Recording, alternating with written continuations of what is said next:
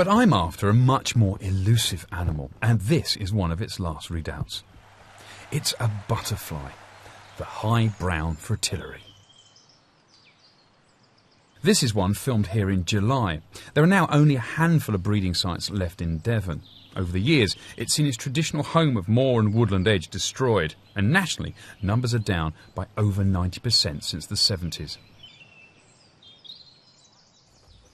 Back in the 1950s...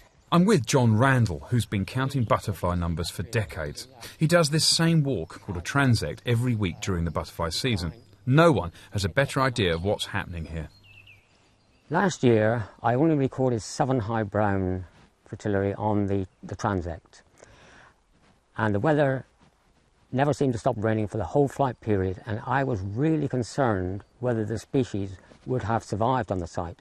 But this year, it's been seen in really good numbers. I've already recorded 98 on the transect.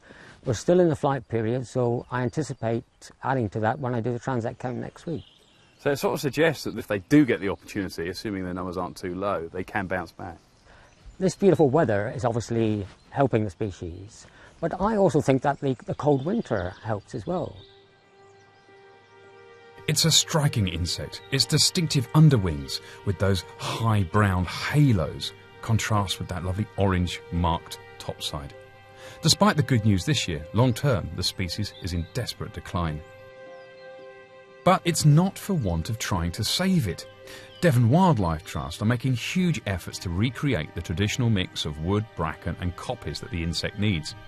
They're grazing ponies to keep the bracken and scrub down. And these cattle, as well as eating the grass, trample back the bracken so that it doesn't take over.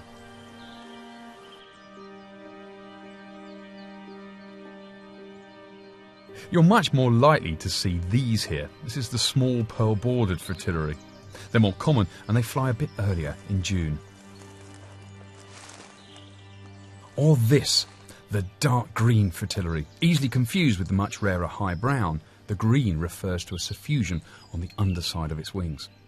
All these species are here because of the habitat management. And it's the creation of these little paths and rides throughout this otherwise almost impenetrable jungle of bracken and gorse that is the secret. It allows the butterflies access to the flowers. It creates a nice little microhabitat. And if you actually come down here, you really get a sense of that. It's a sheltered little world. It's a real hot spot. There's flowers here so the butterflies can nectar.